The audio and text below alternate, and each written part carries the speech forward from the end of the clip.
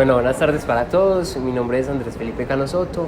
El de mi compañera presente es Diana Isabel Monsalve Murga. El día de hoy vamos a hacer una síntesis sobre el libro Absorbent Mind by María Montessori, escrito en 1949. Bueno, es importante tener en cuenta que este libro se desarrolla entre el periodo de los 0 y los 6 años. Quisiera iniciar como esa síntesis haciéndole una pregunta a mi compañera, y es ella, ¿qué consideras tú que es lo primordial para la construcción de la humanidad? Los niños. Los niños. Bueno, es muy acertado lo que dice mi compañera, porque María Montessori explícitamente en el libro Absorbent Mind nos quiere dar como esa introducción a que la importancia de la construcción de la humanidad va a ser el foco principal, va a ser la educación. Entonces, a través de esa síntesis nos vamos a centrar en todo lo que va a ser la educación. Bueno, todo el centro del libro, o lo que va de la primera parte, va a ser la defensa del poder que tienen los niños en un periodo de rango de los 0 a los 6 años. Es fundamental y es muy curioso porque dentro del libro lo que ella nos especifica o nos quiere compartir es que los niños nacen con un superpoder. Pero ese superpoder no es un superpoder de algo cómico o de fantasía, es un superpoder que conlleva una identidad social, una personalidad psicológica y una fuerza natural. Dentro de ese complemento estamos hablando que la sociedad en su manejo colectivo lo que ha hecho es trivializar lo que es la existencia del niño sin utilizar este rango de tiempo. Bueno, hablando también, siguiendo la rama de lo que es el niño tiene la capacidad de absorber. Ella va a tomar al niño como una esponja que, si bien no está acaparado bajo la madre y más no todo nace aprendido, lo más importante del niño es que tiene la capacidad de absorber y utilizar todo lo que tiene a su ambiente. Bueno, es importante que la cultura no es un órgano vital del niño, pero sí es una parte fundamental que el niño puede absorber. Con eso me refiero que todos los niños tienen la capacidad y la disposición de absorber la cultura, al igual que la lengua con la que están comunicándose sus padres. Bueno, es muy curioso porque María Montessori nos quiere aclarar que la lengua del niño no la escoge, ni tiene la capacidad de inventarla por sí mismo. Lo que va a hacer el niño básicamente o fundamentalmente dentro de su foco educativo es que el niño, a través de la escucha y de la interacción con la gente, lo que va a hacer escoger esta lengua.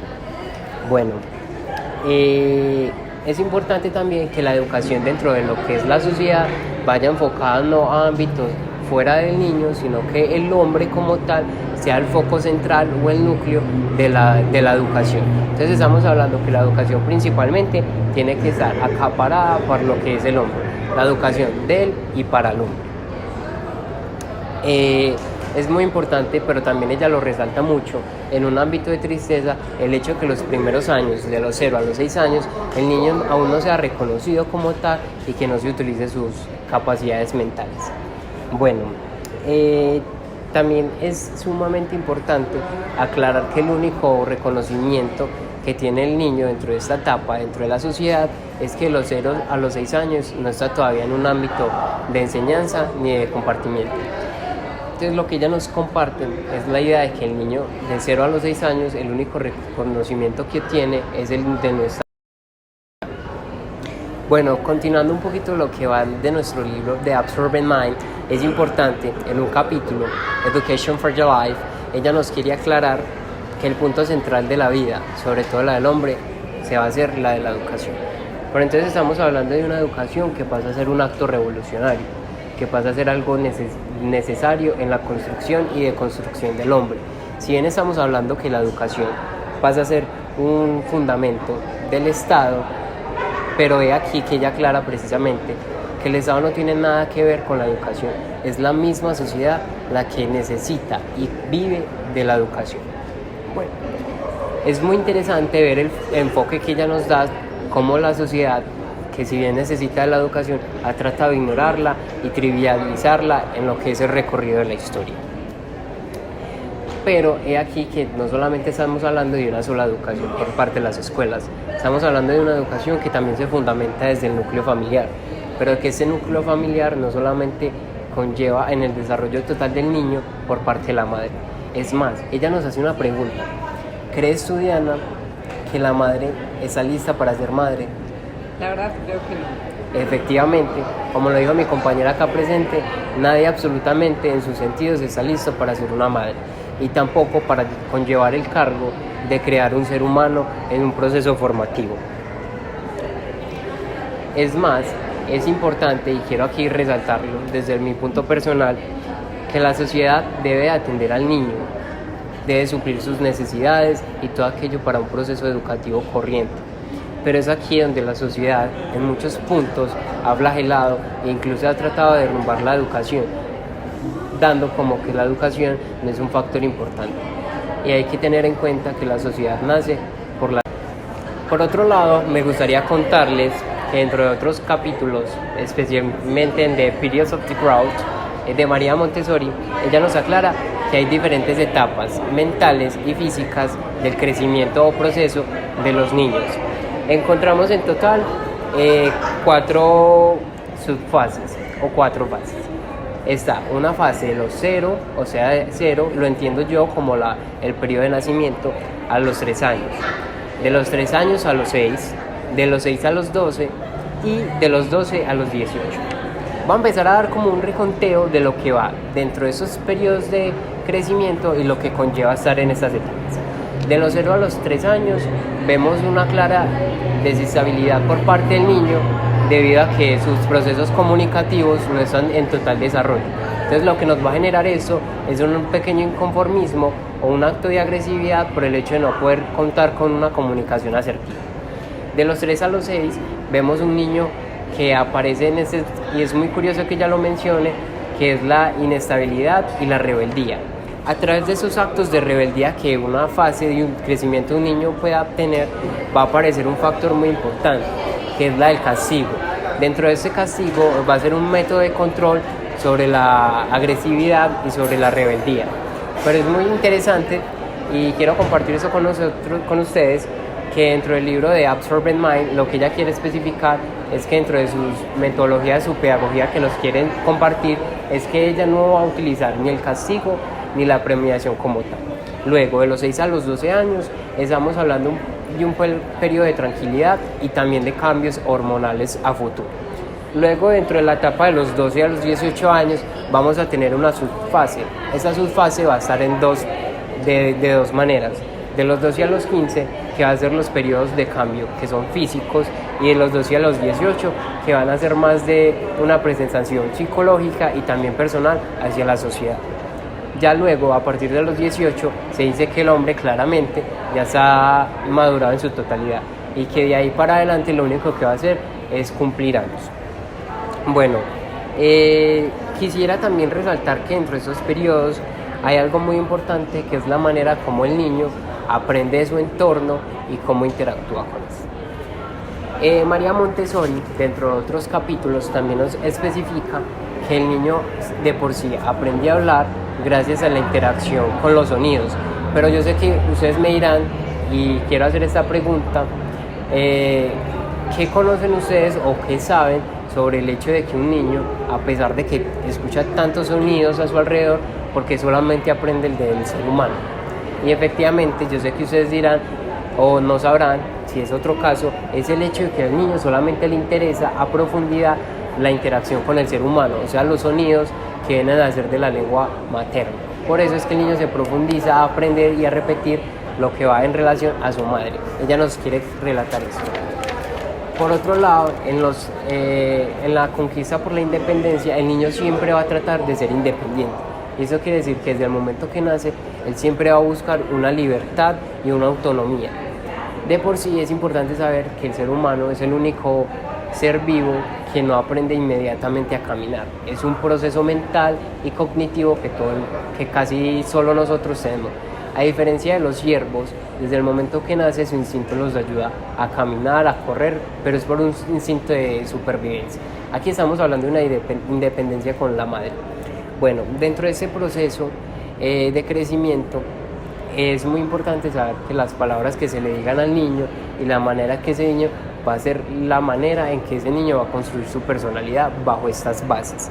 Es decir, que la escucha y la representación de los sonidos va a formar el carácter, o si no, por el contrario, va a crear traumas. Bueno, hablando de esos cuidados que se deben tener con la oralización y la interpretación de los sonidos o de la utilización de la lengua, podemos ver que la rabia, por ejemplo, es un factor dentro del proceso cognitivo y social de las personas sordomudas. Yo sé que es muy raro ver que una persona como María Montessori hable sobre la persona sordomuda, pero ella lo quiere poner como ejemplo del hecho de la falta comunicacional que puede generar en las personas. Es decir, un sordomudo, al no tener la capacidad de expresarse con una persona de manera de libre albedrío, lo que va a hacer es generar una rabia. Esa rabia conlleva, puede ser a procesos psicológicos, de actos negativos o otras cosas. Pero ahí es donde debe ser muy cuidadoso la enseñanza y la interpretación del lenguaje como tal de la lengua. Ahora yo les voy a contar unos aportes más específicos que hizo María Montessori. Por ejemplo, María Montessori le da mucho énfasis al uso de la mano. Ella dice que lo que uno hace con la mano, pues lo que los niños hacen con las manos refleja lo que tienen en mente.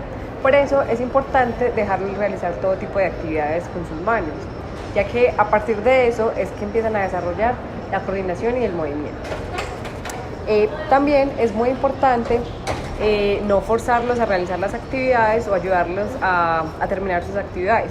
Por ejemplo, a veces los niños hacen cosas que son como irracionales, como levantar cosas más pesadas que ellos o subir y bajar escaleras. Aparentemente esto no tiene ningún sentido, pero para ellos tiene un sentido y completa como su ciclo tanto de motricidad como su personalidad. Continuando con esta idea, en el periodo de los 0 a los 3 años es donde los niños aprenden las cosas inconscientemente, pero después de esto ya los niños empiezan a hacer como conciencia de lo que pasa a su alrededor. Por eso es muy importante lo que aprenden en este periodo. En este periodo los niños tienen como la capacidad de aprender más palabras que cualquier otra persona en cualquier otra etapa de la vida, porque si las aprenden después no las recordarán como con tanta facilidad que lo hacen del periodo de los 3 a los 6 años.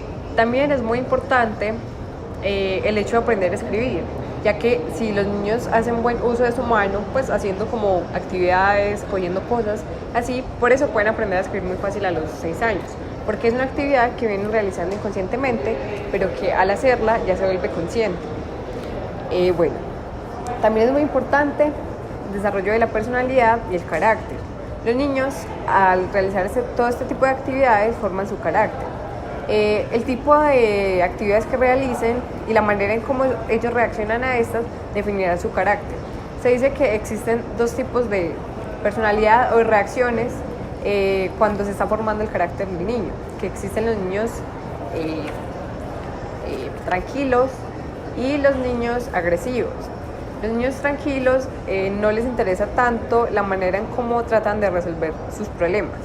En cambio, los niños agresivos se ponen más inquietantes al hecho de cómo pueden solucionar una actividad. Como veníamos hablando de la personalidad, también es muy importante el hecho de caminar.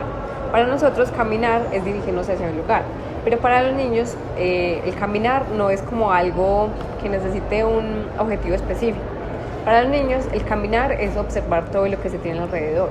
Entonces, cuando uno está con un niño que está en su proceso de aprender a caminar, no es necesario como forzarlos y decirle como, ven, vamos aquí rápido, porque lo que verdaderamente buscan los niños es tratar de observar lo que tienen a su alrededor.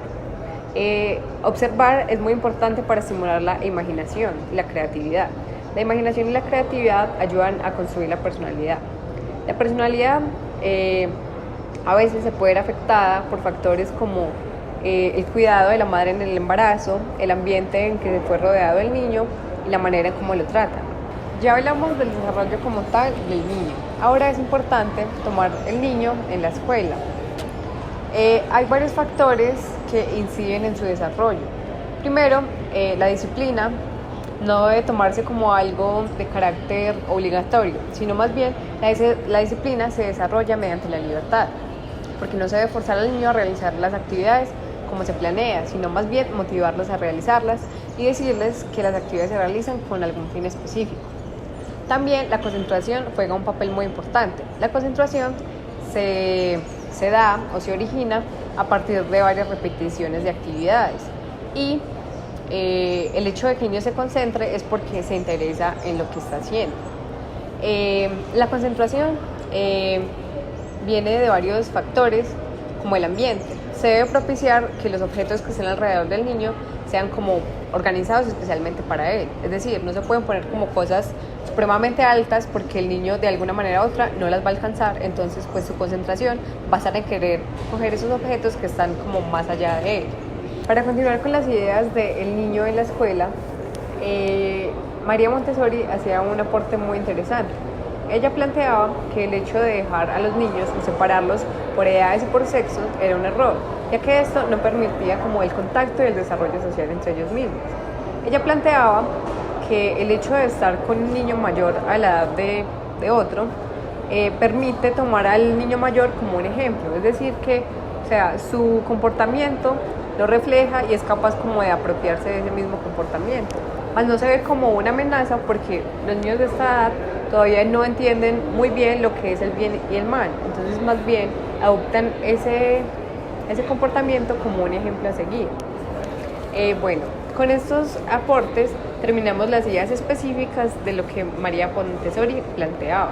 No sé si mi amigo Andrés quiera compartir algo más con ustedes.